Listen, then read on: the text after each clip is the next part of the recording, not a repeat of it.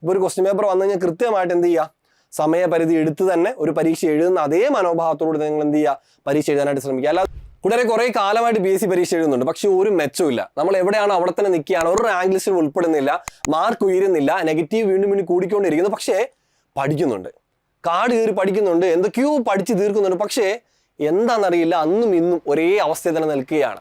ഇങ്ങനെ നിൽക്കുന്ന വിദ്യാർത്ഥികളാണ് നിങ്ങളെങ്കിൽ നിങ്ങൾക്ക് ഉപകാരപ്പെടുന്നൊരു വീഡിയോ ആണിത്. ഞാനതൊരു 8 ടിപ്സ് പറയുന്നുണ്ട്, ഒരു 8 കാര്യങ്ങൾ നിങ്ങൾ പിന്തുടരേണ്ട കാര്യങ്ങൾ പറയുന്നുണ്ട്. ഒപ്പം ഈ പ്രശ്നം പരിഹരിക്കാൻ വേണ്ടിയിട്ട് നിങ്ങളുടെ വരും ഭാവിയിൽ എങ്ങനെയാണ് പഠിക്കേണ്ടത്, എന്തറിഞ്ഞാണ് പഠിക്കേണ്ടത്, ഇതിനുള്ള പരിഹാരം എന്താണെന്ന് പൂർണ്ണമായിട്ട് നിങ്ങൾക്ക് മനസ്സിലാക്കി തരാൻ വേണ്ടിയിട്ട് എൻട്രി ഒരു 3 ദിവസത്തെ ഫ്രീ വർക്ക്ഷോപ്പ് നിങ്ങൾക്കായിട്ട് ഒരുക്കുകയാണ്. ഒരു ഓൺലൈൻ വർക്ക്ഷോപ്പാണ്. നമ്മുടെ പ്രദീപ് സാറും സുജയ് സാറും ഞങ്ങൾ 3 പേരോട് ചേർന്നിട്ടാണ് ഈ ഒരു വർക്ക്ഷോപ്പായിട്ട് നിങ്ങളുടെ മുമ്പിലേക്ക് വരുന്നത്.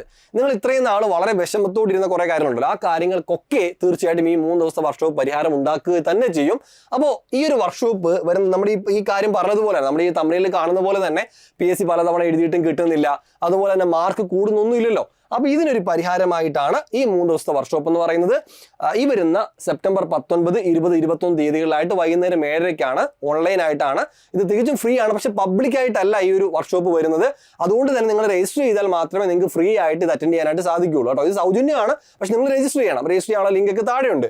അപ്പോൾ നിങ്ങളുടെ നമ്മുടെ ഈ 3 ദിവസത്തെ വർക്ക്ഷോപ്പ് എന്ന് പറയുന്നത് 1-ാം ദിവസം, അതായത് 19-ാം തീയതി നമ്മുടെ സുജേഷ് പുറക്കാട് സാർ ഉണ്ടല്ലോ, സാറ് മാർക്ക് ഉയർത്താനായിട്ടുള്ള ഒരു PSC ബ്ലൂ പ്രിന്റുമായിട്ടാണ് നിങ്ങളുടെ മുമ്പിലേക്ക് വരുന്നത്. നിങ്ങൾ എന്താണ് പഠിക്കേണ്ടത്, എവിടെയാണ് ഫോക്കസ് ചെയ്യേണ്ടത്, എന്താണ് നമ്മുടെ പഠനത്തിൽ വന്ന കുഴപ്പം, കാട് കയറി പഠിക്കേണ്ടതുണ്ടോ, എല്ലാ ഏരിയകളും കറക്റ്റായിട്ട് കവർ ചെയ്യേണ്ടതുണ്ടോ, പിന്നെ എങ്ങനെയാണ് കറക്റ്റായിട്ട് ഫോക്കസ് ചെയ്ത് പഠിച്ചു പോകേണ്ടത് എന്നുള്ള കാര്യം കൃത്യമായി പറഞ്ഞു തരാനായിട്ട് സുജയ് സാർ വരുന്നുണ്ട്.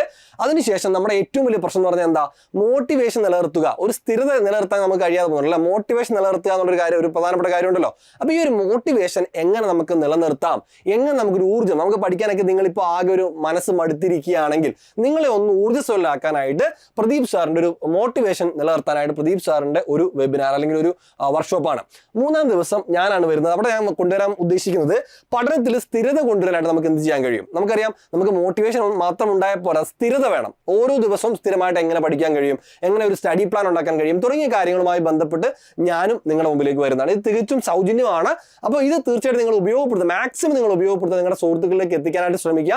നിങ്ങൾ ചെയ്യേണ്ടത് ഇത്ര മാത്രമേ ഉള്ളൂ. നിങ്ങൾ താഴെ ഒരു ഗൂഗിൾ ഫോം ഉണ്ട്, ലിങ്ക്, ആ ഫോം നിങ്ങൾ ഫില്ല് ചെയ്യുക. ഫില്ല് ചെയ്ത് നിങ്ങൾക്ക് എല്ലാവർക്കും ഇതിനകത്ത് പങ്കെടുക്കാനായിട്ട് സാധിക്കുന്നതാണ്. ഇനി നമ്മൾ പറഞ്ഞ കാര്യത്തിലേക്ക് വരാം. ഒരു ബേസിക് ആയിട്ട് കുറച്ച് കാര്യങ്ങൾ, നമുക്ക് എന്തുകൊണ്ട് പരീക്ഷ ക്രാക്ക് ചെയ്യാൻ പറ്റില്ല, ഡീറ്റെയിൽ ആയിട്ടുള്ള കാര്യം നമ്മൾ 3 ദിവസത്തെ വർക്ക്ഷോപ്പിൽ പറയും. ഇന്ന് നമ്മൾ കുറച്ച് കാര്യങ്ങൾ പറയുകയാണ്. അതിൽ 1-ാമത്തെ കാര്യം, സിലബസ് നമ്മൾ എന്ത് ചെയ്യുക, ആഴത്തിൽ മനസ്സിലാക്കുക. പല വിദ്യാർത്ഥികളുടെ പ്രശ്നം എന്താ പറയുക, നമ്മൾ സിലബസ് എടുത്തിട്ട് അങ്ങ് പഠിക്കുകയാണ്, നമ്മൾ ആഴത്തിൽ അതിനെ മനസ്സിലാക്കുന്നില്ല.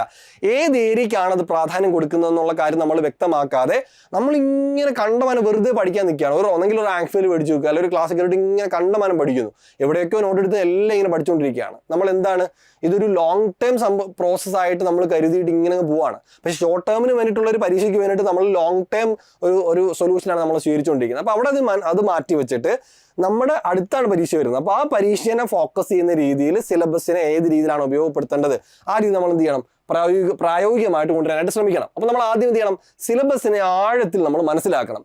അപ്പോൾ അത് മനസ്സിലാക്കുമ്പോൾ അവിടെ നമ്മൾ കുറച്ച് പോയിന്റുകൾ പറയാനുള്ളത്, സിലബസ് വിഷയപ്രകാരം നിങ്ങൾ പഠിക്കുക. ഇപ്പോൾ ഇംഗ്ലീഷ്, മലയാളം, ഓരോന്നിനും നിങ്ങൾ എന്ത് ചെയ്യുക, സെപ്പറേറ്റ് ആക്കുക. നമുക്കിപ്പോൾ സിലബസ് PSC സൈറ്റിൽ നിന്ന് കിട്ടുമല്ലോ. അപ്പോൾ ആ സിലബസ് എടുത്ത് വെച്ചിട്ട് നിങ്ങൾ അതിനെ ഡിവൈഡ് ചെയ്തിട്ട് നിങ്ങൾ പ്രത്യേകമാക്കുക. ഓരോ സബ്ജക്റ്റിൻ്റെതായിട്ട് പ്രത്യേകമാക്കി മാറ്റി വെക്കുക. നമുക്കറിയാം, ഇപ്പോൾ നമ്മൾ എൻട്രിയിലൊക്കെ കോഴ്സ് തുടങ്ങുന്ന സമയത്ത് ഓരോ സബ്ജക്റ്റ് വൈസായിട്ട് നമ്മൾ സിലബസ് ആഴത്തിൽ അധ്യാപകർ പറഞ്ഞു തരും. അപ്പോൾ അവർ ആ ഒരു ഒന്നുകിൽ ആ വീഡിയോസ് കാണുക, എന്താ പഠിക്കേണ്ടത്, എവിടെയാണ് പ്രാധാന്യം, എല്ലാത്തിനും പ്രാധാന്യം ഉണ്ടോ, സിലബസിൽ ഏത് ഏരിയക്കാണ് എപ്പോഴും PSC ചോദിച്ചുകൊണ്ടിരിക്കുന്നത്. അപ്പോൾ അങ്ങനത്തെ ഉള്ള കാര്യങ്ങൾ ആഴത്തിൽ മനസ്സിലാക്കാനായിട്ട് ശ്രമിക്കുക.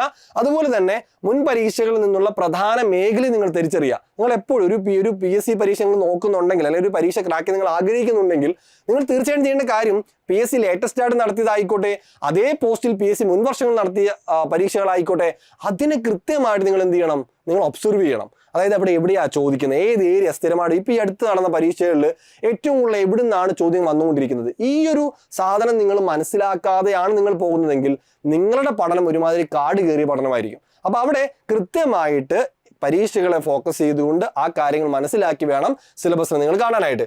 അതുപോലെ തന്നെ കൂടുതൽ പ്രാധാന്യമുള്ള വിഷയങ്ങൾ നിങ്ങൾ എന്ത് ചെയ്യണം, കൂടുതൽ ശ്രദ്ധ കൊടുക്കണം. ഇപ്പോൾ PSC ഇപ്പോൾ എക്കണോമിക്സിൽ കുറച്ച് കട്ടുള്ള ചോദ്യങ്ങൾ ചോദിച്ചിട്ടുണ്ടെങ്കിൽ ഒരു ഏരിയ കറക്റ്റായിട്ട് ചോദിക്കാൻ 5 മാർക്ക് അവിടെ നിന്ന് കിട്ടുന്നുണ്ട്. അപ്പോൾ അത് നമ്മൾ ബ്ലൈൻഡായിട്ട് വേറെ എന്തൊക്കെയോ പഠിക്കുന്നത്, ഇതിന് പ്രാധാന്യം കൊടുക്കുന്നില്ല, മണ്ടത്തരമല്ലേ? അപ്പം മാർക്ക് എവിടെയാണോ കൂടുതൽ, ഏത് ഏരിയയ്ക്കാണോ PSC പ്രാധാന്യം കൊടുക്കുന്നത്, ആ ഏരിയ നമ്മൾ മനസ്സിലാക്കിയിട്ട് എന്ത് ചെയ്യുക, നമ്മൾ അതിന് പ്രാധാന്യം കൊടുക്കാനായിട്ട് ശ്രമിക്കണം. അല്ലാതെ എന്തൊക്കെയോ പഠിച്ചു വെക്കുന്നുണ്ട്, പക്ഷേ വേണ്ടതല്ല പഠിക്കുന്നത്. അതാണ് ഇവിടുത്തെ പ്രശ്നം. നമ്മൾ വേണ്ടതല്ല പഠിക്കേണ്ടത്, വേണ്ടാത്തത് എന്തൊക്കെയോ പഠിക്കുന്നു, വേണ്ടതിനെ നമ്മൾ മാറ്റിവെക്കുകയും ചെയ്യുന്നു. അങ്ങനെ ഒരു നിലപാടല്ല നമ്മൾ സ്വീകരിക്കേണ്ടത്. നമ്മൾ സിലബസിനെ അറിയേണ്ടത് വേണ്ടതിനെ കൂടുതൽ പ്രാധാന്യത്തോടെ പഠിക്കുന്ന രീതിയിലും PSCയുടെ ട്രെൻഡ് മനസ്സിലാക്കി എവിടെയാണ് PSC ചോദിക്കുന്നത് മനസ്സിലാക്കിക്കൊണ്ട് പഠിക്കുകയാണ് നമ്മൾ ചെയ്യേണ്ടത്. ഇനി അടുത്ത രണ്ടാമത്തെ കാര്യം എന്ന് പറഞ്ഞാൽ, മുൻ വർഷങ്ങളിലെ ചോദ്യപേപ്പറുകൾ നിങ്ങൾ വിശകലനം ചെയ്യണം. നമ്മൾ ഓൾറെഡി ഇപ്പോൾ ആ ഒരു പോയിന്റിൽ പറഞ്ഞതാണ്.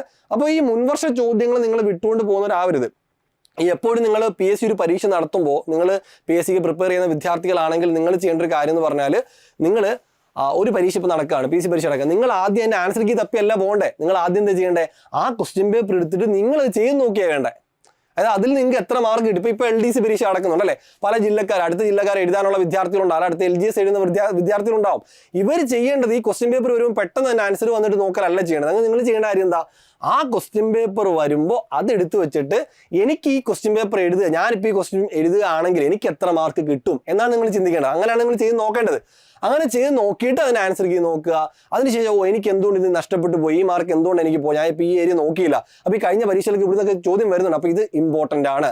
ഇങ്ങനെ വിലയിരുത്തിയാണ് നിങ്ങൾ എന്ത് ചെയ്യേണ്ടത്, ഓരോ പരീക്ഷകളെയും നിങ്ങൾ നേരിടേണ്ടത്. അപ്പോൾ നിങ്ങൾ ചോദ്യ പാറ്റേണും നിങ്ങൾ ഈ ഒരു ക്വസ്റ്റ്യൻ പേപ്പർ നമ്മൾ മനസ്സിലാക്കി കഴിഞ്ഞാൽ, ക്വസ്റ്റ്യൻ പേപ്പർ നിങ്ങൾ കൃത്യമായിട്ട് വർക്കൗട്ട് ചെയ്ത് കഴിഞ്ഞാൽ ചോദ്യ പാറ്റേണിന്റെയും ആവർത്തിക്കുന്ന വിഷയങ്ങൾ നിങ്ങൾക്ക് പഠിക്കാൻ കഴിയും, അല്ലേ? നിങ്ങൾക്ക് മനസ്സിലാക്കാൻ കഴിയും. ഇപ്പോൾ നമുക്കറിയാം, Sujesh Purakkad sir blue print ചെയ്യുന്നുണ്ട്. എങ്ങനെയാണ് ചെയ്യുന്നത്?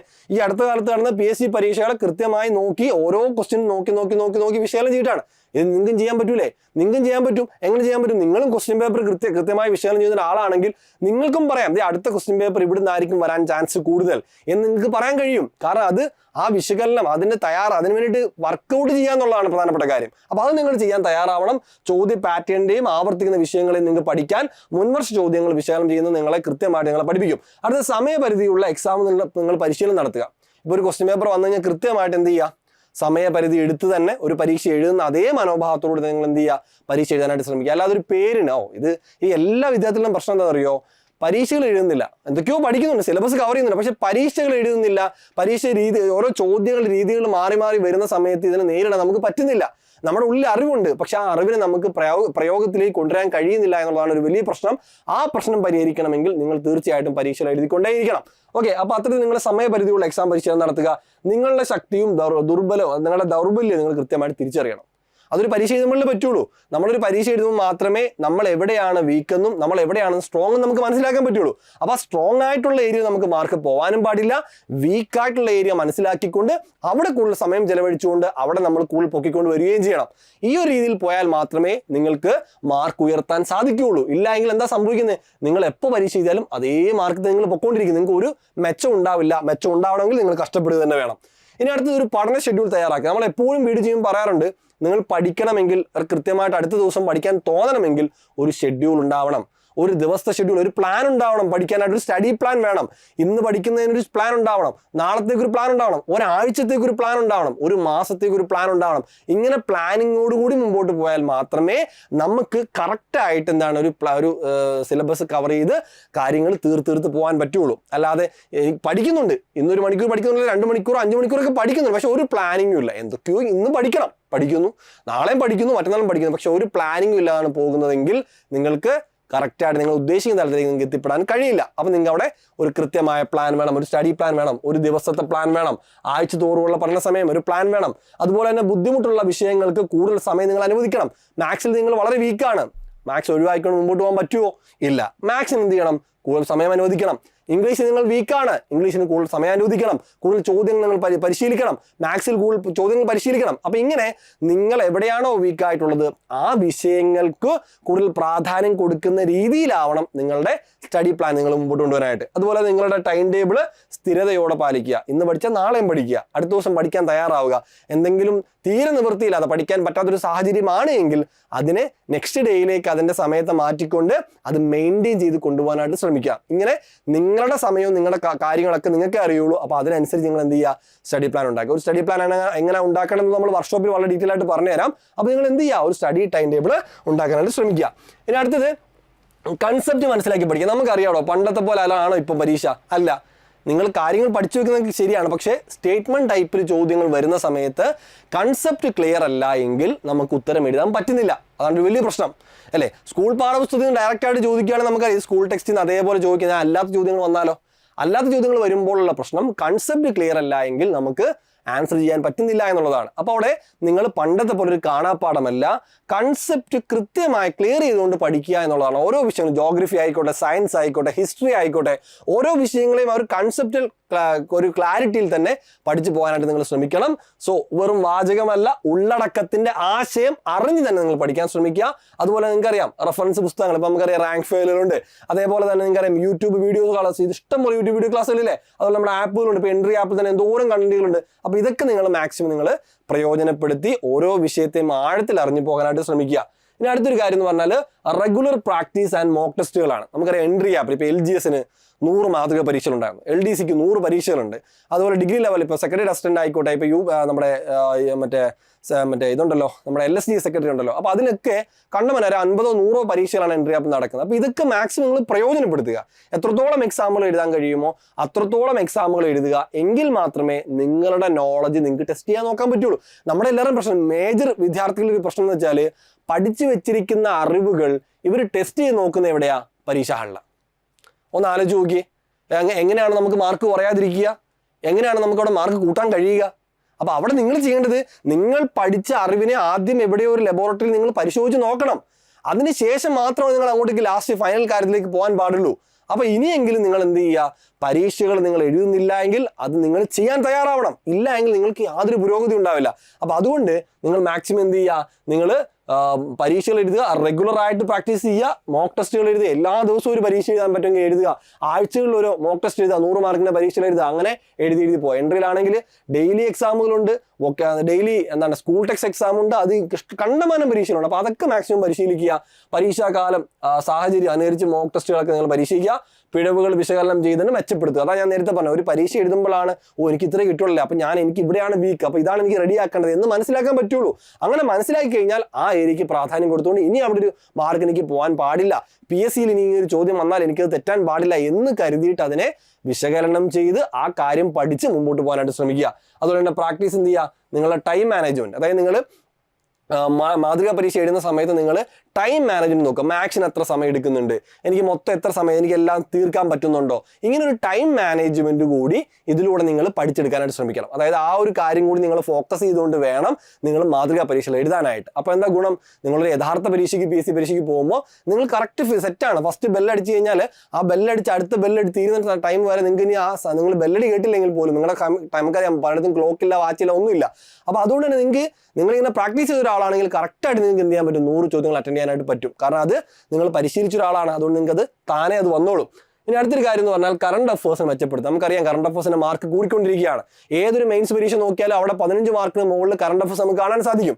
ഇനി അതല്ല, സബ്ജക്ട് വൈസ് ചോദ്യങ്ങൾ പോലും, ഇപ്പോൾ എക്കണോമിക്സ് ആയിക്കോട്ടെ, ഹിസ്റ്ററി ആയിക്കോട്ടെ, ജോഗ്രഫി ആയിക്കോട്ടെ, കോൺസ്റ്റിറ്റ്യൂഷൻ ആയിക്കോട്ടെ, ഇതൊക്കെ തന്നെ സബ്ജക്ട് വൈസ് ചോദ്യങ്ങൾ പോലും കറണ്ട് അഫേഴ്സിനെ ബേസ് ചെയ്തുകൊണ്ട് വരുന്നു എന്നുള്ളതാണ് ഏറ്റവും പ്രധാനപ്പെട്ട കാര്യം. അപ്പോൾ അതുകൊണ്ട് തന്നെ കറണ്ട് അഫേഴ്സിനെ നിങ്ങൾ വളരെ കൃത്യമായി തന്നെ പ്ലാൻ ചെയ്ത് അതിനെ ട്രാപ്പിലാക്കണം. സോ അവിടെ കറണ്ട് അഫേഴ്സ് നിങ്ങൾ മെച്ചപ്പെടുത്തണം. പത്രങ്ങളായിക്കോട്ടെ, മാസികകളായിക്കോട്ടെ, ന്യൂസുകളായിക്കോട്ടെ, നമ്മുടെ ആപ്പുകളിൽ വരുന്ന ക്ലാസ്സുകൾ, നമ്മുടെ യൂട്യൂബിൽ വരുന്ന ക്ലാസ്സുകളായിക്കോട്ടെ, കൃത്യമായി അന്നുള്ള വാർത്തകൾ വിശകലനം ചെയ്യാനായിട്ട് ശ്രമിക്കണം. അതുപോലെ പ്രധാനപ്പെട്ട സംഭവങ്ങളുടെ കുറിപ്പുകൾ നിങ്ങൾ എഴുതി വെക്കണം. പ്രധാനപ്പെട്ട സംഭവം നിങ്ങൾക്കറിയാം, നിങ്ങൾ ക്വസ്റ്റ്യൻ പേപ്പർ കാണുന്നവരാണെങ്കിൽ നിങ്ങൾക്ക് ക്വസ്റ്റ്യൻ ഏത് രീതിയിൽ അവരെന്ന് അറിയാലോ. അപ്പോൾ അതുകൊണ്ട് തന്നെ പ്രധാനപ്പെട്ട കറണ്ട് അഫേഴ്സ് വസ്തുതകളെ നിങ്ങളൊരു കുറിപ്പ് എഴുതുന്ന ശീലം നിങ്ങൾ ഉണ്ടാക്കിയെടുക്കാനായിട്ട് തയ്യാറാവണം. എങ്കിൽ അവിടെ നമുക്ക് മാർക്ക് കൂടുതലടിച്ചെടുക്കാനായിട്ട് സാധിക്കുന്നതാണ്. അതുപോലെ തന്നെ പതിവായിട്ട് എന്ത് ചെയ്യുക, ആവർത്തിച്ച് പഠിക്കുക. നമുക്ക് കൺസിസ്റ്റൻസി അതാണ് വളരെ ഇമ്പോർട്ടൻ്റ് ആണ്. പതിവായിട്ട് നമ്മൾ ആവർത്തിച്ച് പഠിച്ചുകൊണ്ടേ ഇരിക്കുക. പരീക്ഷയ്ക്ക് മുമ്പ് പ്രധാന വിഷയങ്ങൾക്ക് പലതവണ ആവർത്തിച്ച് പഠിക്കുക. അതുപോലെ തന്നെ നിങ്ങൾ സമ്മറി നോട്ട്സ്, ഫ്ലാഷ് കാർഡുകളൊക്കെ ഉണ്ടാക്കുക. നിങ്ങൾ വീട്ടിലൊക്കെ പഠിക്കുന്ന സമയത്ത് ഒരു പ്രധാനപ്പെട്ട ഒരു ഏരിയ ആണ്, എപ്പോഴും ചോദിക്കുന്ന ഒരു ഏരിയ ആണ് PSC.